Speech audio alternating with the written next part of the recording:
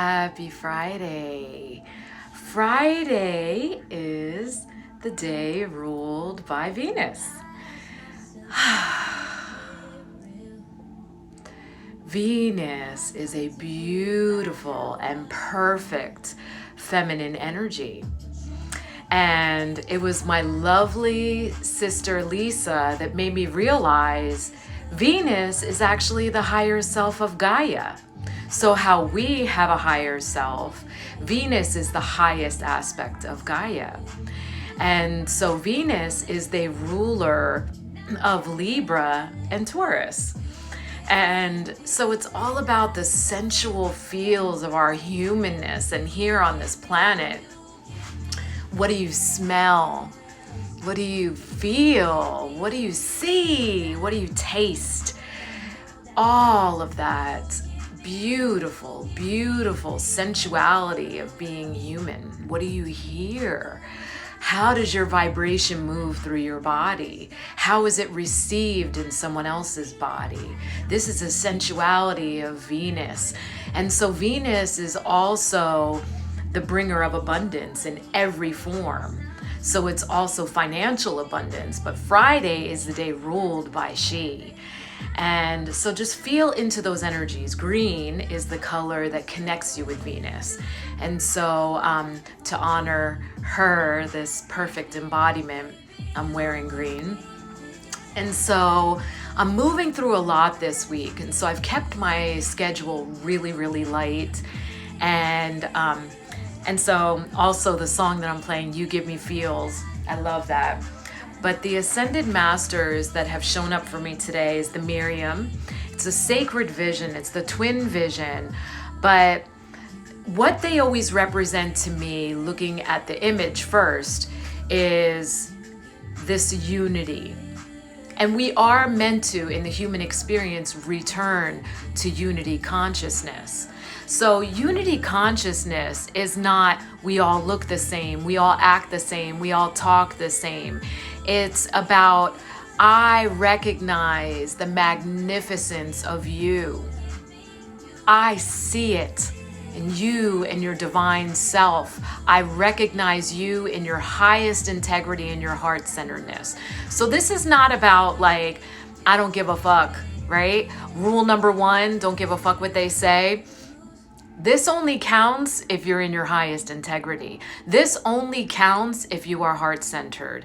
This only counts if you are embodying the unity consciousness that moves through the human experience, honoring self in a way that does not destruct but constructs the human experience. And so this card talks about forgiving in order to heal, and I have been moving through some forgiveness work. And I had some realizations last night witnessing another friend of mine delivering, they had just delivered his son. And so it's beautiful. And it says, remember that love has no boundaries. And so I hold them in love. And I am always careful of how feels move through my body. If you bypass the heart and go in here, you are accessing a judgment based on that cell memory. And it is trauma that triggers cell memory. So when you bypass the heart and you go here, this then becomes toxic male energy. But if you can stay in the heart and create boundaries from here, the boundaries that you're creating is masculine energy. It's heart-centered masculine energy. It then becomes the divinest aspect of masculine within yourself, okay? And so the feminine energy then begins to feel safe to come out of her toxic feminine. The toxic feminine is, I am trying to control every outcome. That's that woman that's always guarded and always controlling and trying to design everyone else's experiences, but also very competitive. And you can feel that. Those women really loathe me. And it has nothing to do with me at all. It's because I embody a balanced female and I emanate that feminine energy in such a powerful way. It grates on them. It grates on their shadow. and their inability to do that because they don't feel safe enough to do that. And so I usually send them compassion in that. And so Haniel showed up again. And Archangel Haniel is the archangel that holds balance, but she connects you with cycles. So not only the emotional cycles, but moon cycles. And so she's in 3 cards in the deck: the passion card, the sensitivity card, and then the moon cycles. And she literally shows up in every aspect for me. So I have to say, okay, there's obviously something to Haniel and my connection more so than the actual message of the card. So when this comes up, I see that it's Haniel and I say, okay, sister, how are you and I going to co-create together? How are you and I going to meet in the middle here so I can bring this into a human vibration to deliver it as a spiritual teacher? And that's how I work with the Ascended Masters when I get those messages. And of course, El Morya. And he normally shows up when I share space with a very specific person, and I have not shared space with this very specific person. So then I had to ask him, why are you here? So El Morya also helps people through spiritual growth spurts, because when you embody more light, you then are a target for darker energy to attack you, because they do want to thwart your path. And so when those things happen, when those attacks happen, not bypassing the heart is the most important. Is this about me or is this about them? And if it is about me, then I need to call it like I see it and say, aha, I recognize you. And that happened actually today on a post. I knew it was very specifically directed at my energy specifically. And I know this person. And so, you know, sometimes we feel that if we go here and we're like, oh, that was about me. That was low, that's toxic. And it's not always about you. It's not always, you're so vain. But sometimes it be about you. And so you have to go here to recognize the truth, because this will never tell you the truth. This knows nada. This knows nothing. If you get in your heart and you say, wow, okay, that does have to do with me. How will I respond then? Right? Because that's the only thing that deserves a response, by the way, not the thinks, the feels, where I say, wow, okay, I am going to speak on this because the divine masculine now says she deserves to be protected. And she also deserves to create boundaries around, that's not gonna fly, motherfucker. And so I love that he showed up today, because that was a warning that that was gonna happen. And so when it did actually happen, literally less than 30 minutes after I drew my cards, I said, haha, I see you. Thank you, El Morya, who has my back. And I will respond to this. I will create a boundary for this. I will allow my divine masculine to actually come to the defense of my divine feminine when she is under attack. Because that is my most powerful self. And of course, your most powerful self will be the most threatening to someone. And so, peace. And I love that. So peace, dissolving unwanted or disturbing experiences, thoughts, and that is true. And so sometimes it cannot be ignored in order to go away. You have to create boundaries in order for that to be exposed. When you expose something like that, it cannot happen again. It cannot become a repeating pattern. It cannot show up in another earth suit. So you see, I felt that. I knew it was directed at me. Had I ignored it, thinking if I don't stick up for myself, that and I did it in my heart-centered way, so it was not egoic. You cannot go and say, you're a dick. I recognize this, because that's toxic male. I had to say, that's not how this plays out. And I called out his ego. I called out his inability to stay in integrity. I called it out. I magnified it to show like, this isn't going to fly with me. So it actually then allows me to move forward instead of someone else now creating that same kind of attack in a different experience. It's not going to show up again. So a time for healing. It's always a time for healing, y'all. Like, really, when do we get breaks? Not really, but a time for healing. And so this is not a triggering card for me. I'm like, okay. And You Got the Love showed up again. And it's interesting because my son will sometimes watch me shuffle cards. And I go, wow, I got this yesterday. And he goes, and that's how you always shuffle? And I go, yeah, it's how I always shuffle. He goes, like, really, what are the chances of that happening? Like 1 in 1,000. Because there was one card that literally showed up 2 weeks in a row. And he said, that's like a literal impossibility. And I said, obviously not. So with 50 something cards in a deck, and I mush them around like this because it matters if they show up in the reverse. And then I shuffle them. And I'm pretty talented at shuffling. And then for the same card to show up. But this card, what it talks about more than anything is that I embody spirit so powerfully that I can tend to overlook the humanness in someone and take them for their divine potential, because I see that potential in everyone, literally. And so when I do that, I actually put myself in a situation that I am then carrying weight and really trying to push them into an expectation that I went into the relationship or friendship or co-creating with, because I believe them to be somewhere that they were not. So this card is just saying, cleanse yourself, shield yourself from those lower energies, but really do your best to take people from your human side, not from your spirit side, because our spirit tends to see spirit.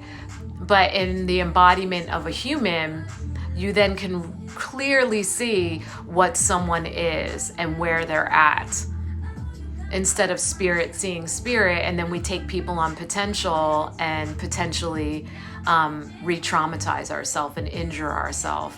We then say, you know what, they're not where I really think they're at. And who knows how long it would take for them to actually embody that potential. So you know what, I choose not to engage in this experience with you because. And so the sacred geometry that showed up for me today was Labyrinth. And I love this because Labyrinth is literally peace as matter. Yes, your mother. You take your mother on potential. So Labyrinth, the way that labyrinths, they are not a maze. So when you come in, the same path in is the same path out. There's no dead ends, no tricks, no turns. Yeah, and Earth to Rose, I am also in that with my mother.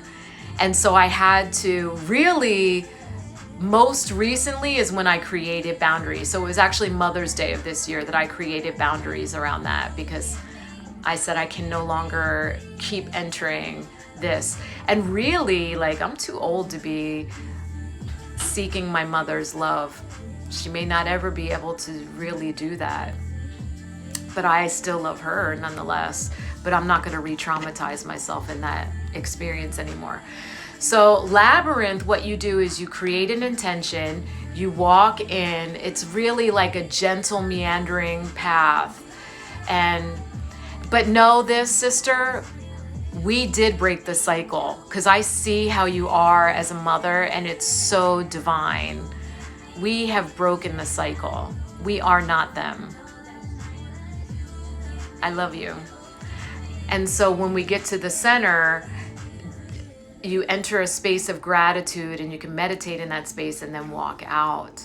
You can ask a question and go in and go out. But the labyrinth represents peace, vibrating as matter. And I love that because the labyrinth is a space, a sacred space of peace. So I love that that showed up, because yesterday it was the medicine wheel. Today it's the labyrinth. And I actually do have a medicine wheel in my backyard. I do not have a labyrinth, though I love the energy of labyrinth. And maybe one day I'll create one in my yard. Thinker. And I love that she showed up, because literally it echoes the message of this. Take people at their face value. Do not allow yourself, because you are so much more spirit than human, to take people on their spirit, because their human may not be caught up to their spirit. And you're taking them then on potential, not their present. So no longer re-traumatizing myself, and I will take people at their present, not their potential. And by the way, y'all, that's the 44. That's a synchronicity for me. 4s are all about the harmony, calling in all the 4 corners, all the elements, and also protection, because I do work with the 4 main archangels. So I love that that showed up. Now, pectolite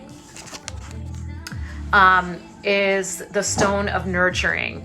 But for me, it's not about nurturing a child for me anymore. My children are adults. This is about me nurturing myself. And so it's beautiful blue stone. This is a raw piece.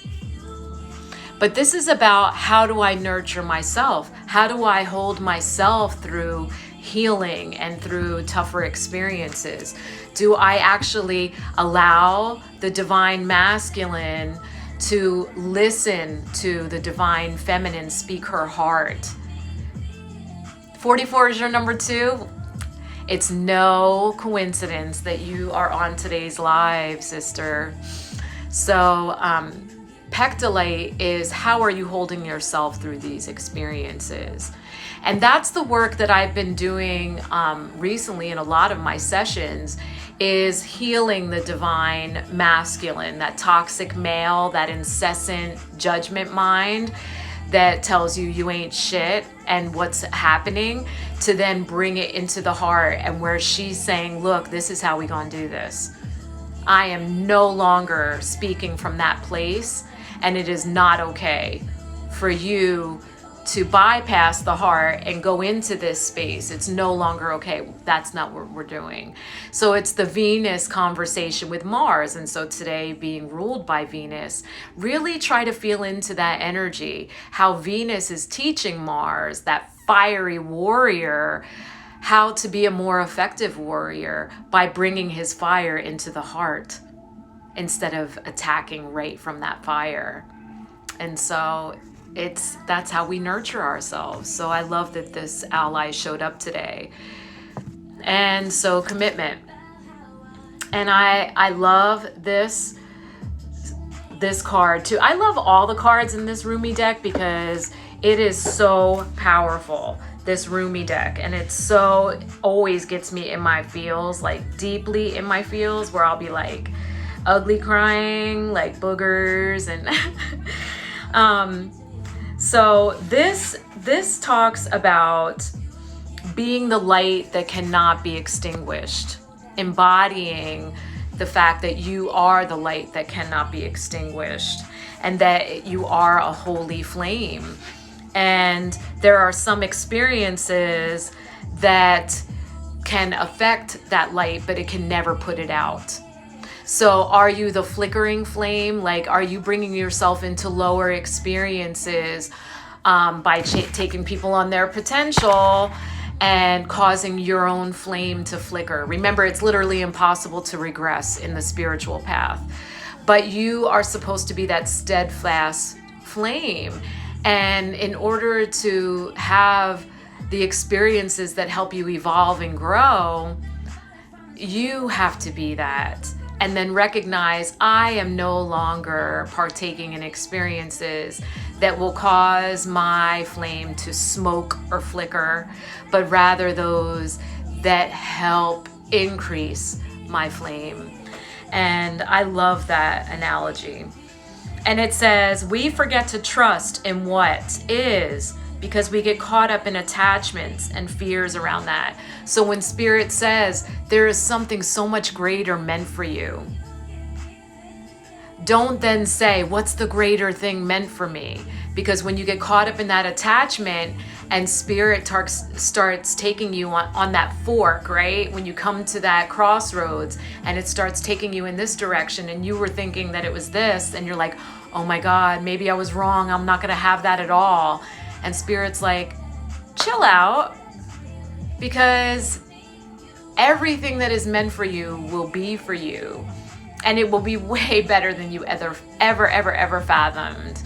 And so I like that message because I do tend to do that, especially knowing what my path and purpose is here. When things get a little bit pulled this way, I have to remind myself this is because of the collective, because I completely direct all of those energies because I work in the collective so deeply.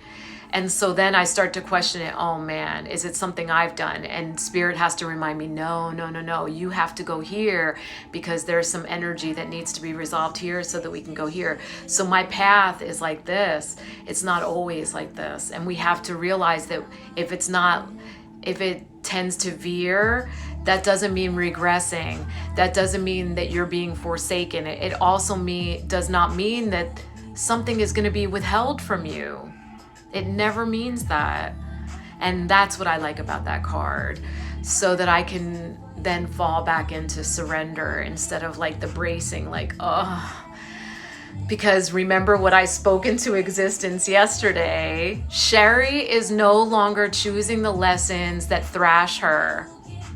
Sherry is choosing the gentle lessons, because I want Spirit to be that loving mother, not the mother that stands back and go, let her touch the hot plate. See, you shouldn't have touched that red hot fire. Now you won't ever do it again. See, that she'll learn. No, I don't want Spirit to be that kind of mother. I want Spirit to be the kind of mother that goes, no, honey, that's gonna burn you. Don't touch that. That's gonna hurt. So that I could say, okay, wow, she's right. I can actually feel the radiating heat off of that. And it allows us to step back and then create wisdom around the discernment of that. That's the kind of experiences I want. That's the kind of mother I am physically for my children. So that's what I choose to be mothered by Venus today, the ruler of today, and also Spirit and the universe. Be that kind of mother, please. So yes, and thank you, sister, for sharing this space with me. I'm so glad to be witnessed by you, because I am so in awe of you too. So thank you. And thank you all for sharing this time and space with me, your most valuable currency, your time and your energy. I appreciate you so much. I am bursting with gratitude, and I am sorry for any disharmony that I have created. Please forgive me. Thank you for this opportunity. You give me... Oops. Those are my words. You give me feels. I love you. I love you. I love you.